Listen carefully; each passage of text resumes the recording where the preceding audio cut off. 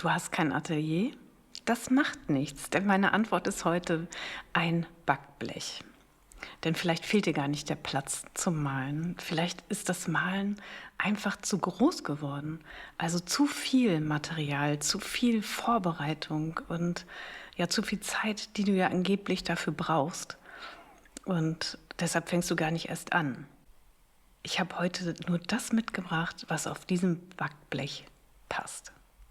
Hallo, ich bin Petra Tölken, Künstlerin, Autorin und Gründerin von Künstlerstreich. Hier geht es also um abstrakte Malerei, kreative Prozesse und darum, wie du leichter ins eigene Arbeiten kommst. Und ich möchte dir zeigen, warum eine kleine Begrenzung oft genau das ist, was uns wieder ins Tun bringt. Auch dann, wenn du eben wenig Platz hast und ja, 30 Minuten, nur 30 Minuten Zeit hast. Denn viele warten auf den richtigen Platz zum Malen, auf einen richtig tollen Tisch, an dem alles stehen bleiben darf. Super. Am besten ein eigenes Zimmer oder vielleicht ja sogar ein eigenes Atelier. Also davon träumen ganz, ganz viele. Und solange dieser Platz halt nicht da ist, wird das Malen immer wieder verschoben. Dabei muss dein kreativer Platz ja gar kein Raum sein. Also es kann auch einfach etwas sein, das du mit einem Griff auf dem Tisch stellst. Also aus dem Ofen holst, ja, vielleicht sogar das. Also es ist jetzt natürlich ein krasses Beispiel, aber das funktioniert. Und ich habe mir natürlich auch was dabei gedacht. Also dieses Backblech habe ich vorbereitet und darauf liegt alles, was du für diesen Malmoment brauchst. Also wenig Farbtöne, nur ein paar Werkzeuge, ein paar Lappen und ja, Wassergläser. Und mehr soll auch gar nicht dazukommen. Denn jedes zusätzliche Material bringt auch ja, eine neue Entscheidung mit sich. Also welche Farbe nehme ich jetzt? Welchen Pinsel soll ich nehmen? Nehme ich lieber den oder den? Ach, den mag ich auch so gerne. Und ach, das Werkzeug finde ich ja auch super. Das möchte ich jetzt eigentlich auch total gerne nehmen. Und dann, welche Technik? Male ich heute flüssig oder male ich in Pastosenfarben? Ja, und dann die Frage, was soll jetzt am Ende eigentlich dabei rauskommen? Also was soll jetzt entstehen? Und wir glauben dann oft, so viele Möglichkeiten würden uns freier machen. Viel freier. Aber manchmal halten sie uns auch einfach nur auf. Deshalb denke ich mir, eine kleine Auswahl, die du vielleicht am Abend vorher einfach mal so ganz unbekümmert auf dein Backblech gelegt hast, nimmt uns einige Entscheidungen dann ab, wenn es soweit ist. Also du musst nicht erst aus allem wählen, was du besitzt. Du kannst auf das reagieren, was einfach direkt vor dir liegt. Und genau dann beginnt häufig der eigentliche kreative Prozess. Also wie du aus wenigen Grundfarben viele unterschiedliche Farbtöne mischt und dir eine sinnvolle Grundausstattung zusammenstellst, zeige ich dir ausführlich in meinem Grundkurs. Deshalb sind hier die Farben schon alle fertig gemischt. Also, aber ich auch selber nutze immer nur sehr wenige Grundtöne. Also heute geht es um einen Schritt davor. Also wie wird Malen so klein und machbar, dass du tatsächlich beginnst? Ja, denn wenn Malen in deinem Kopf immer gleich einen großen Aufbau braucht, also mehrere Stunden dauern soll und am Ende am besten noch ein ganz tolles Bild entstehen muss, also vor allen Dingen auch dieses Muss, dann wird es einfach auch schwer. Und darüber habe ich ja jetzt schon ein paar Mal auch gesprochen. Und man kann auf so viele Dinge dabei schauen. Denn jetzt warten wir zum Beispiel einfach auch auf diesen richtigen Moment. Also wann ist der richtige Moment? Wann habe ich mehr Ruhe? Wann habe ich endlich Zeit und vor allen Dingen auch mehr Platz? Und ja, irgendwie warten wir auf so einen Tag, an dem vorher am besten noch alles andere erledigt ist. Aber du weißt das so gut wie ich, dass dieser Tag einfach auch erstaunlich selten kommt. Also Genau deshalb mag ich diese kleine Begrenzung. Ein Backblech, wenige Dinge, eine halbe Stunde, mehr nicht. Und du musst vor allen Dingen nicht wissen, was am Ende entstehen soll. Du fängst einfach mit dem an, was da ist. Ja, und du brauchst jetzt auch keine Idee. Also, du machst einfach. Fang einfach an mit einer Farbe. Dann hast du sowieso sowas wie eine Spur, auf der du plötzlich einfach nur reagieren kannst. Also ich habe heute einfach mit Kaffee auf Papier angefangen. Also einfach, wie du das auch schon aus so vielen Videos kennst, habe ich den Kaffee genommen und einfach auf das Papier gegossen. Und dann kam eine Bleistiftlinie dazu, später Farbe, eine Gabel, ein Stück Papier, ja, ein Teigschaber und etwas Goldstaub. Ja, das Ganze ist jetzt auch keine Anleitung, also diese Dinge genau so und womöglich noch in dieser Reihenfolge zu benutzen.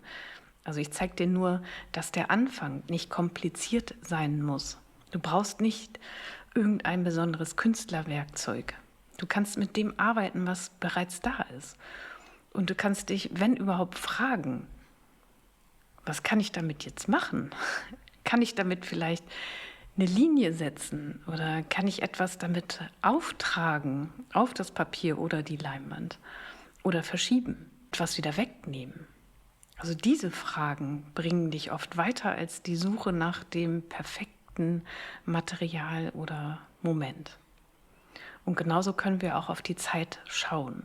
Also viele sagen mir ja, ich würde so gerne öfter malen, aber mir fehlt einfach die Zeit. Ja, verstehe ich total, kann ich super nachvollziehen. Bei mir ist es oft der Sport. Ich möchte so gerne und ach, zack. Ja, und natürlich gibt es eben auch die Tage, an dem eben auch wirklich kaum irgendwas noch an Zeit vorhanden ist. Aber oft warten wir einfach auch nur auf so eine Zeitspanne, die im Alltag einfach auch nicht auftaucht. Und auf einen ganzen, womöglich freien Nachmittag, yes, super, ungestörte Stunden, schöne Musik, na klar. Aber natürlich auf diesen Moment, in dem vorher alles andere erledigt ist.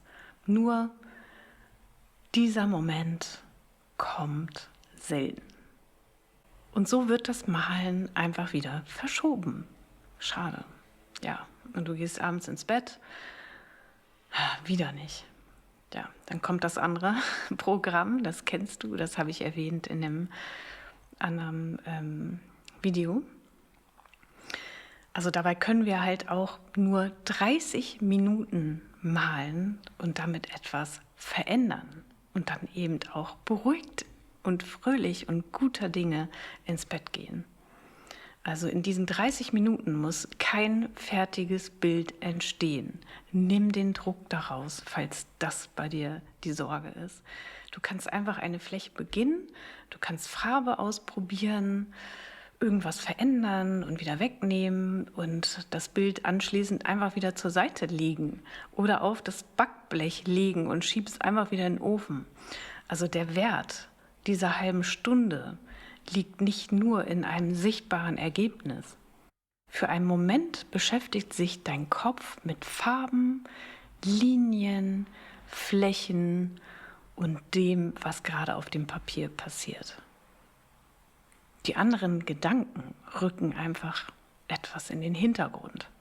Und ich merke bei mir ganz, ganz oft, also wenn ich diesen Job mache und das nicht mit Malen verbringen würde, dann würde ich schon lange das alles nicht mehr machen.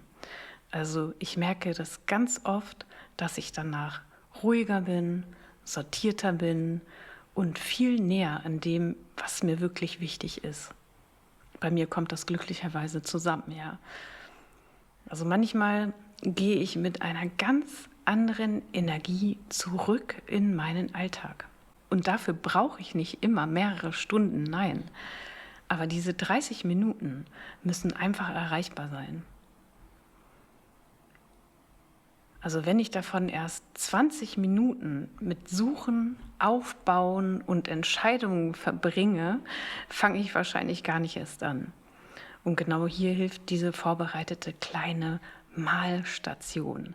Das Backblech steht einfach bereit. Öffne die Ofentür und es wartet darauf. Ein kleiner Schatz an Zeit, an Freude, an Materialien. Und dann nimmst du es einfach aus dem Ofen, stellst es auf den Tisch, holst dir ein bisschen Wasser dazu und dann fängst du einfach an. Also die Strecke zwischen den Gedanken, ich könnte ja jetzt malen, und der ersten Bewegung wird einfach total kurz. Ab, zack, in die Küche, rausholen, setz dich auf den Fußboden, irgendwo hin, wo Platz ist, fertig. Und ja, manchmal ist das eben genau das wichtiger als ein großer Vorsatz. Also nicht darauf zu warten, dass irgendwann mehr Zeit da ist. Also die vorhandene Zeit so vorzubereiten, dass du sie wirklich auch nutzen kannst. Das ist ja eher das Problem. Und dann gibt es noch einen Gedanken, der uns oft davon abhält, überhaupt ja eine kurze Zeit anzufangen. Also was mache ich, wenn das Bild nach 30 Minuten noch nicht fertig ist? Und da ist einfach meine Antwort, dann ist es eben noch nicht fertig. Was soll's? Also ein Bild muss nicht in einem einzigen Malmoment entstehen. Es darf dann einfach trocknen, es darf liegen bleiben und du darfst später einfach wiederkommen. Also ab damit auf das Backblech und beim nächsten Mal wieder hervorholen. Oder in meinem Fall in den kalten Ofen. Also natürlich nur solange der nicht benutzt wird, ist klar. Ja, wenn du gerne backst, wird es natürlich schwierig. Dann nimmst du einfach einen Schrank, einen Karton, fertig. Also viele haben die Sorge, nach einer Pause den Kontakt zum Bild zu verlieren. Das kann ich gut nachvollziehen.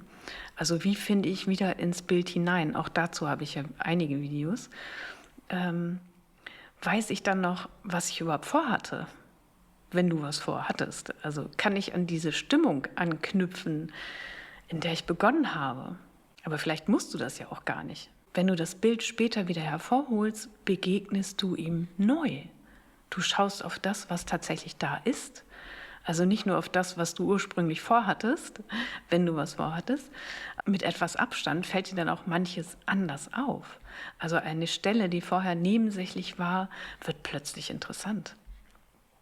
Etwas anderes passt für dich nicht mehr oder manchmal zeigt dir das Bild schon, wo es weitergehen könnte, ja. Und wenn du zunächst überhaupt nicht weißt, was der nächste Schritt sein soll, ist auch das in Ordnung. Du musst nicht sofort mit Farbe reagieren. Leg das erstmal auf den Tisch wieder oder dreh es um. Nimm etwas Abstand. Oder ergänze vielleicht einfach nur eine kleine Linie. Auch dafür, Linien, kennst du alles aus dem Grundkurs. Nimm einfach den Stift, was auch immer. Aber damit nimmst du einfach wieder Fühlung auf.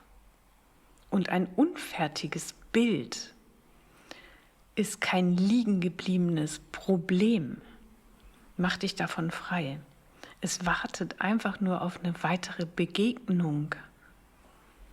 Das war auch schön, was ihr geschrieben hattet in die Kommentare. Vielen, vielen Dank dafür. Ich muss da gerade dran denken, weil ja auch bei euch viele Bilder liegen, zum Teil angefangen. Und darüber hatten wir das letzte Mal schon gesprochen auch. Und das fand ich sehr, sehr schön. Ich finde überhaupt den Austausch sehr, sehr schön mit euch. Danken immer wieder. Also es ist eine sehr, sehr tolle Community. Vielen, vielen Dank. Also ich will damit sagen, du kannst das Blatt einfach zusammen mit den ausgewählten Materialien einfach auf dem Backblech lassen und beim nächsten Mal holst du es einfach wieder hervor. Und vielleicht arbeitest du dann mit denselben Farben weiter, vielleicht tauschst du ja nur ein Werkzeug aus oder setzt dann einen neuen Akzent. Also so kann ein Bild dann einfach auch in mehreren kurzen Abschnitten wachsen. Und diese 30 Minuten müssen halt dann auch kein abgeschlossenes Ergebnis liefern.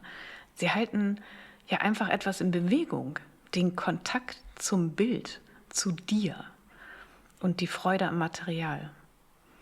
und die Verbindung zu deiner eigenen kreativen Arbeit. Also heute irgendwie sowas wie eine Spur und beim nächsten Mal irgendeine Veränderung. Und irgendwann erkennst du, dass aus diesen kleinen Zeitfenstern tatsächlich ein Bild entstanden ist. Oder sogar noch etwas anderes, das für mich viel bedeutender ist. Eine kleine Routine. Etwas, das dich immer wieder mit deiner Kreativität verbindet, das Bewegung in deine Gedanken bringt, dir Leichtigkeit schenkt oder auch eine andere Auseinandersetzung mit dem, was gerade da ist.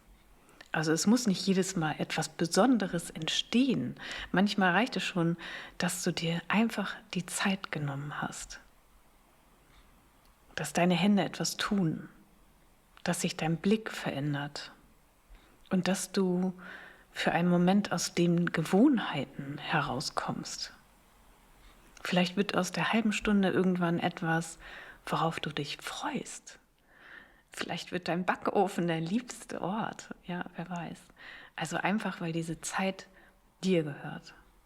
Und wenn du dabei nicht nur ausprobieren möchtest, sondern auch die Grundlagen wirklich verstehen willst, findest du so viele Videos hier in meinem Kanal oder auch den Grundkurs. Und das schreibe ich dir einfach unter das Video, wie immer. Denn in dem Grundkurs zeige ich dir, wie du eben aus diesen wenigen Farbtönen, das Backblech reicht immer. Also wie du daraus einfach auch viele, viele Farbtöne mischen kannst oder auch die Werkzeuge eben gezielt einsetzen kannst und du Schritt für Schritt einfach in deine eigene Kreativität kommst oder in deinen eigenen abstrakten Malprozess kommst. Denn du brauchst keine riesige Materialsammlung, aber es hilft, die Möglichkeiten der wenigen Dinge, mit denen du arbeitest, wirklich kennenzulernen. Und jetzt würde mich interessieren, was hält dich häufiger vom Malen ab? Fehlender Platz, zu wenig Zeit oder das Gefühl, erst eine gute Idee haben zu müssen? Schreib es mir gerne in die Kommentare. Also schön, dass du hier bist. Danke fürs Zuhören, fürs Zuschauen und ja, wie gesagt, ich freue mich sehr, dass ihr alle hier seid und so eine taffe, tolle Gemeinschaft hier gebildet habt. Mach's gut, dein Künstlerstreich, deine Petra. Tschüss.